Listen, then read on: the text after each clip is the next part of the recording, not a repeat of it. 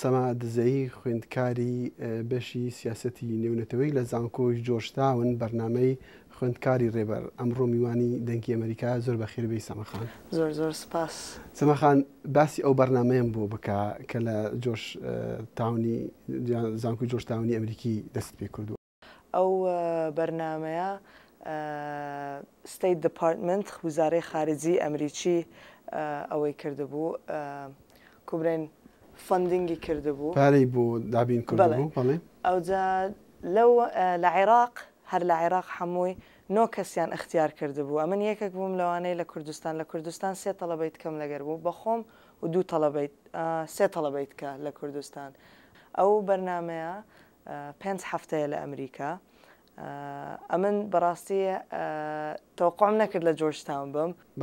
باشە 5 هەفتە بەرنامەکەی تایبەت بە ڕێبەری خوێندکاریان خوێندکارانی کە ئەبن بە ڕێبەر.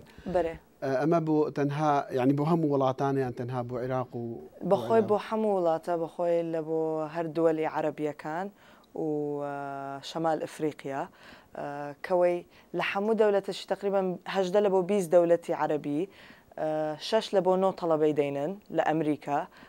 ئەو 5 هەفتەیە ئەو خوێندنیان پێ دەکەن و هەر مەجموعەک بەخۆی ینی تقریبا 100 مەجموعەکە هەمووی تەڵەبەکان 120 تەڵەبە دەبن. ئەوجا هەر 20 تەڵەبەی لە جامیعەکدا دەنێن. خوێندنت سیاسەتی نێونەتەوەی یا سیاسەتی دەوڵی وەکو بڵێ لە کوردستان دەستی پێ کردبووان هەر لێرە ئەو بەرنامە لە کوردستان لە جامعەی جیهان دەمخوێند ئەوم دەخوێند حاسیباتم دەخوێند کۆمپیوتەرم دەخوێند. ئەوجا هەروەها فرسەتێکم هەبوو کەوەی تەقدیم بکەم وەچی لەو بەرنامەیە گەڕامەوە هەولێر حسم کرد کەوەی ئەمن حەزم لێیە دەست بە سیاست بکەم دەست پێ بکەم ئەو قسمەیە بخینم.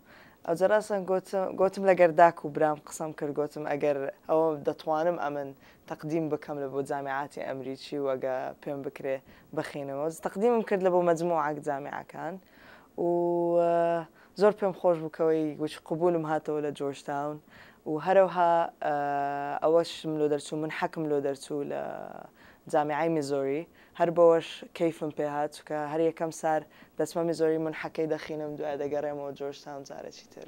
باشە 5 هەفتەکەی تەواوت کردووە و هەنگاوی داهاتوو لە زانکۆی میزۆری دەبیت هەر لە خوێندنی سیاسەت و سیاسەتی نێودەوڵەتی بۆ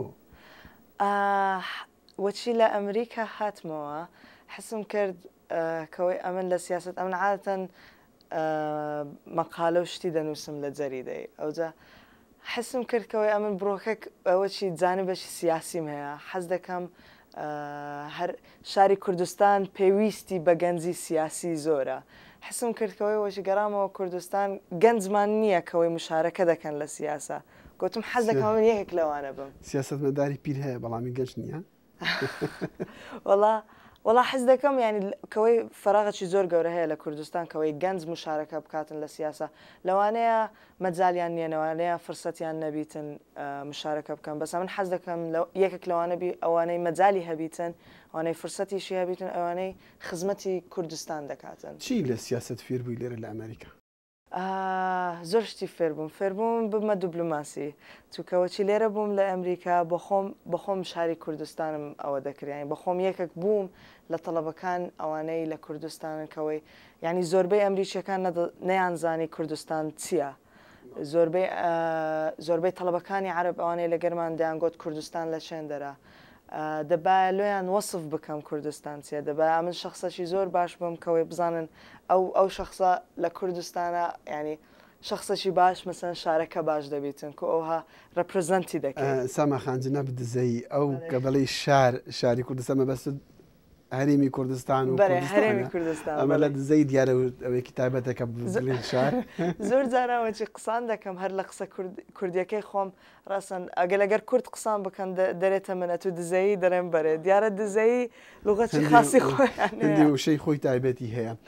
زۆر پێ خۆشحاڵ بووین کە هاتی تێرە و پێ خۆشحاڵ بووین کە لە ستودیۆکەی خۆمانش ئامادەبی بووە وتوێژە کورتە هاژە لە باسەکان درێژن بەڵام ئیتر وەختێکە ئەوەندە زیاتر دەرفەت نادا. زۆر سوپاس و جارێک تر زۆر سپاس کاک دەخیل.